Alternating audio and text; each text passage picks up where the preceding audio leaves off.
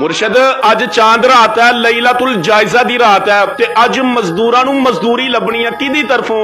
अल्लाह ताला दी तरफों। अल्लाह करीम फरिश्तियां कोलों पुछदा है, फरिश्तियों दसो उस मजदूर दे बारे च तुहाडा की ख्याल है कि जिहड़ा पूरी मजदूरी करदा है नीयत दे नाल, मेहनत दे नाल। फरिश्ते अर्ज करदे ने बारी ताला उन्होंने पूरी मजदूरी मिलनी चाहिए है। अल्लाह करीम इरशाद फरमांदा फरिश्तियों गवाह हो जाओ, उन्हां सारियां दी मैं कामिल बख्शिश फरमा दी है। रमजानुल मुबारक दे सारे महीने दे अंदर जिन्ने लोगों की बख्शिश हुंदी है ना, काउंटिंग करके एक चांद रात के अंदर अल्लाह करीम उन्ने लोगों की बख्शिश फरमा दिंदा है। एडी कमाल की रात है। लेकिन साडी बदनसीबी ये है कि चंद नजर आंदियां ही लोग मस्जिदां नूं खाली कर देंदे ने। असी जुबान दे नाल ते नहीं, लेकिन प्रैक्टिकल जरूर शैतान नूं आने आ कि सारा महीना तू बंद सा, असी रहमान दे बंदे सा, हुण तू बाहर निकल आया, लिहाजा असी तेरी मननी शुरू कर दी है। इशा दी नमाज भी नहीं पढ़ते। खुदारा इस दफा इस तरह ना करे।